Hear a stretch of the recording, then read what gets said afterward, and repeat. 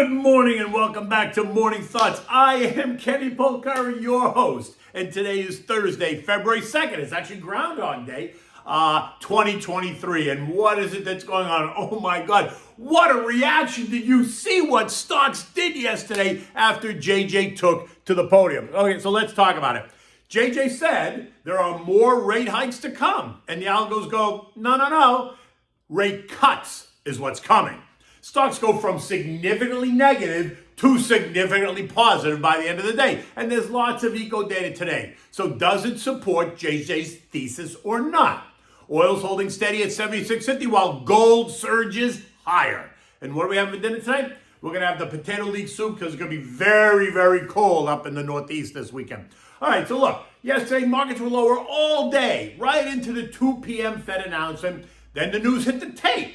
Stocks got weaker, then they got stronger, then they got weaker again. The journalists, as I suggested yesterday, all asked many of the same questions in as many different ways as they could, trying hard to get JJ to answer it differently to see if there were any cracks in the foundation. And then stocks started to move up. Cautiously, and then like gangbusters, they rocketed higher into the bell with the Dow up 7 points. But remember, they were down 500.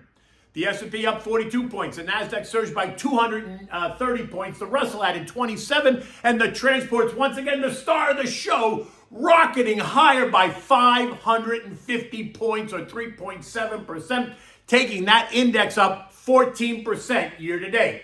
J.J. Powell said it like this. The central bank has made significant progress in its battle against inflation. The disinflation process has started. Okay, great. We've seen that in some of the data. But then he went on to warn everybody that additional rate hikes are likely warranted. In fact, he said it this way. We're talking about a couple of more rate hikes to get to the level that we think is appropriately restrictive. To me, that remains hawkish. But to others, it was a dovish statement. First, let's define the word couple, right? The Merriam Dictionary defines it as two. Then goes on to say that a couple is used to refer to two things, but is also often used for a small number, maybe greater than two, right? So you see, JJ left that door wide open to at least two, but maybe more than two. Seems clear to me that if they raised rates yesterday, and then he said that they're talking about a couple of more, that means at least a 25 basis point in March and a 25 basis point in May. Bingo, what have I been talking about for months? And then it happened. Brendan Peterson, the guy from, get this, Punchbowl News, and I'm not kidding, Google it, look it up, Punchbowl News. He asked JJ whether or not the Fed is even discussing a pivot or a rate cut. He said that, and JJ responded and said everything is on the table and that the members are considering all options. And boom, that was all the algos needed to hear, right? You could feel the algos go from the sell mode to the buy mode, initiating buy programs, right? Think demand, while at the same time canceling all the sell side programs. Think supply. And then you have this demand-supply imbalance where demand is greater than the supply, right? Causing stocks to do what? Rise. That's versus the supply-demand imbalance, which causes stocks to fall that we saw in the morning. It's like the oil market. One day it's the China reopening that fuels demand, or it's the Saudi production cuts that limit supply that causes oil to rise. Or the next day it's slower than expected China reopening and building crude inventories of oil and gas due to a global recession, and that causes oil to fall. I mean, you can't make this stuff. It's Econ 101. It's the supply and demand chapter. Go and read it. Everything except energy was up yesterday because the energy markets were responding to a building crude inventories. Think more supply, right? Putting pressure on the market. So tech, consumer discretionary, and communications all led the way up, just as they led the way down in 22, rallying by 2.3%, 2%, and 1.2% respectively. All of the other 10 sectors in the broad S&P rallied, but not so significantly. Industrial, staples, basic materials, healthcare, real estate, all rallied between 0.4% and 0.7%. Nothing really dramatic. But it was the stuff away from the 11 major sectors that had gotten that had gotten really beaten up last year, right, during the rate increases, that offers significant upside if and when the Fed decides to cut rates. That saw the strength yesterday. Home builders up 2%. Disruptive tech up 4.5%. Semis up 5%.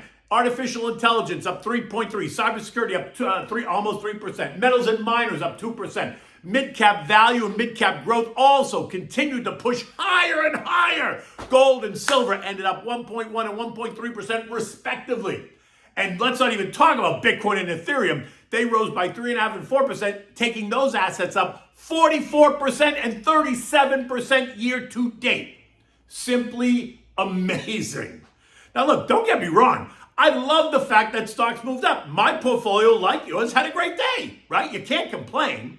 But what I'm saying is that once again, I think it was just a bit premature. That's all.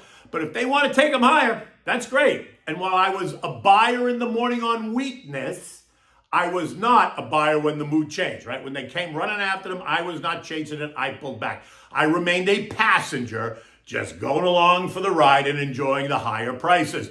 And what's also comical is the idea that there are some analysts out there saying that it now appears as if the Fed is approaching a point which they can consider pausing. And I go, wait, is it me? Did this guy just wake up? The majority of the street has been talking about pausing for weeks now. That's not the surprise. It was never a matter of the pause. It's about the pivot. And the idea that JJ told the clown from Punchbowl News that everything is on the table is all they needed to hear. That must mean that rate cuts are just around the corner. In the end, the dramatic move up suggests that no matter what JJ says, the markets, investors, traders, and algos are confident that we will see not one but two rate cuts before the bell tolls on December 31st. Something I still don't see, but especially since JJ told us last month that the earliest we could expect a rate cut would be sometime in 2024, and sometime can be any of the 12 months in the year. On the other hand, I suppose that if the National Bureau of Economic Research, which is the agency responsible for calling a recession, if they call it sometime in the spring or summer of 2023, which makes sense that they would, then the Fed could use that as an excuse to change the narrative. Because right now we're not in a recession, or at least they tell us we're not, right? So how can you justify cutting rates if the economy is still so strong? You cannot. Now, if they suddenly declare a recession and then discuss how they're going to fix it, that's a different story. Now, here's the hint. They fix it by cutting rates. So I guess the real question is, when will the NBR declare it? And then when will JJ and the band start singing a different song? And that, folks, is why the market's rallied hard yesterday. They are looking through the next 2 or 3 months, expecting the NBER to call it in April or June, which means the Fed could pivot by the fall if the economy completely collapses. Because if we just get a mild recession, then the Fed could just ride it out, leaving rates in neutral, which to me sounds like it's about 5 to 5.25%, which is historically about right on target. Now, in any event, that's why I keep saying to you, build the plan and stick to it. You can't risk being in, then out, then in again if you really want to grow your money. Think of what Uncle Warren Buffett does. Do you think he's timing the markets? No, he laid out a plan and then he executed it. Bam, just like that, right? He stayed long, he stayed in it, he took advantage of the weakness, and he trimmed on strength if he thought it was overdone. Eco data today includes challenging job cuts, unit labor costs, which are expected to be lower. That's good. Initial jobless claims, continuing claims, factory orders expected to be up 2.3%, a significant swing from the negative 1.8 last month, so that's good. Durable goods up 5.6%, and capital goods ordered, capital goods shipped. Those are going to be key metrics. Earnings are also due out, and last night we heard from Meta, and on every revenue line they missed. Year over year was all negative. In some cases, they came in below the reduced estimates. But Markey's calling this the year of efficiency. So that means more job losses. And in the latest trick, very much like what Chevron did, he announced a $40 billion stock buyback program. And the traders and algos loved it. Right? They took the stock up 18% in post-trading. Remember, though, the stock was off 77% from the September 2021 high of $400 to September of 2022 low of $88 to last night's close of $153. This morning, the stock is quoted up $30 or 20% at 181, 182-ish. And then Shell, like Exxon and Mobil, reported record profits. So you know what that means. More talk of windfall profits tax from the administration and the far left, think Bernie and Lizzie, etc. Now look for some really big names to report today before and after the bell. We got Air Products, Harley-Davidson, Lilly, Bristol-Myers, ICE, right, which owns the New York Stock Exchange. You got Merck, you got Honeywell, Hershey, Becton Dickinson, Stanley Works, Illinois Tool Works. And after the bell, you're going to hear from Qualcomm, Steel, Google, Gilead, Amazon, Starbucks, Apple, Ford, Clorox. These stocks represent pharma, tech, auto, chips, biotech, retail, steel, and the internet media. So a broad swath of the U.S. economy. Oil this morning is trading at $76.48 a barrel. OPEC Plus is doing nothing. They're not cutting, nor are they increasing. We saw crude inventories in the U.S. rise, and the ongoing talk of the coming recession slowdown, along with a slump in Asian demand, is all weighing on oil. See how they do that? Okay, because just wait, because tomorrow the whole story is going to change, right? We are below the trend line at 77.64, but not for long, I think. I imagine that when they change the narrative, we're going to go right back to $80 a barrel because that's what the Saudis demand. $80 is really their favored number. Gold rallied strong yesterday, and this morning is trading at $1,968 an ounce. This is the market is expecting JJ to slow and cut rates, and that will cause the dollar index to fall, helping to support the whole commodity complex, right? Remember, they're priced in dollars. Dollar gets weaker, commodities go up. Dollar gets stronger, commodities go down. I like gold and expect to see it somewhere between 21 and 2,300 by year end, which would mean somewhere around 14 to 25% move up. It's already up this year, 8% year to date, and I've been talking about that. Treasuries remain inverted, but a little change this morning as investors dissect and digest the latest Fed announcement. U.S. futures are mixed. Dow futures were down 55 points, while the others are attempting to push up. The S&P up 20, the NASDAQ ahead by 160, and the Russell was flat. Now, the NASDAQ is up because of Meta. The stock is quoted up 20%, and today we're getting results from the three big A's, Apple, Amazon, and Alphabet. So expect all kinds of chatter around what to expect after the bell, because they all report after the bell. So they're going to build up the anticipation all day. European markets are all a bit higher this morning as they await the latest policy decision out of the ECB and the Bank of England. Now, I believe they both raised they're expected to raise by 50, and I believe the news is out that they did raise by 50, right? Recall that Eurozone inflation on the top line appeared to show more than the estimates, but the core measure remains sticky, and that stickiness in Europe is sure to heat up that debate, right? And like I said, they were expected to raise by 50, and I believe that's what they did. I just saw the headline. I didn't read it yet. On the stock front, we've got Telecom Italia up 11% after we're told that KKR is preparing to make a non-binding bid for their fixed line network. On the other hand, Electrolux is down 8.5% on lower sales predictions caused by higher energy and labor costs. The S&P closed last night at 41.19, up 42 points and holding well above the trend line. We not only kissed the trend line, but we pierced it right up and through. And now we're challenging the December high of 41.20. If we push up and through that, then the August high of 43.25 will be the next target. Yesterday, I pointed out that we're about to see a golden cross happen. That's when the short-term trend line pierces up and through the long-term trend line, and that's happening right now. So it suggests further upside ahead, just technically suggests further upside ahead. Again, if you're invested, there's no reason to chase stocks. Patience is always a virtue. If you're invested and stocks moving higher, you are going along for the ride. So don't worry. Now, build it. You stick to the plan. You're not trying to pick tops and bottoms. That's not what you do as a long-term investor. It's about building a strong foundation. You know, the whole thing, dollar cost averaging into it, reinvesting your dividends, blah, blah, blah, unless you need the dividends for income.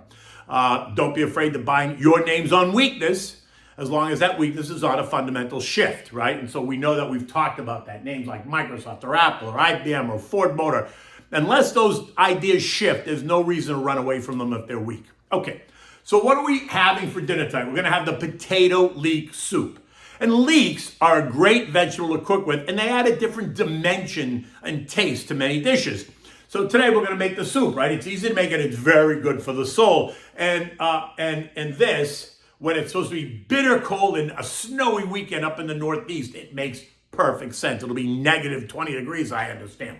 Not going to be that way here. It's going to be 80 degrees in Florida. So for this, you need a half a stick of butter, garlic cloves, a stalk of celery that you're going to dice. You need 6 leeks, the white parts only. You want to clean it and slice them crosswise. You need 4 large potatoes peeled and diced. You need salt and pepper. You need chicken broth. You need 2 cups of half and half, 1 cup of heavy cream, chopped fresh chives to garnish when you are serving it. Now, to start, you're going to melt the butter in a large saucepan over medium heat. Add the leeks and cook them till they get soft. Takes about 10 minutes. Now you're going to add the diced cube potatoes, salt and pepper, and the chicken broth. Turn the heat up till it starts to boil, and then turn it down and let it simmer and cook until the potatoes are tender. Maybe it's 20 minutes, maybe 30 minutes. Depends on how many potatoes you put in there and how small you dice them. Next, you want to take all this and put it in a food processor and blend it until it's smooth, right? Don't leave it chunky. Then you're going to add the half and half and the heavy cream, season it with salt and pepper. Return it to the stove and gently heat it over medium heat until it's all warmed through again, because the half and half might be a little, room temperature, won't be hot, right? Or even cold if you put cold half and half in there, but I wouldn't do that. I'd let the half and half and the cream come to kind of room temperature before you just put it in there.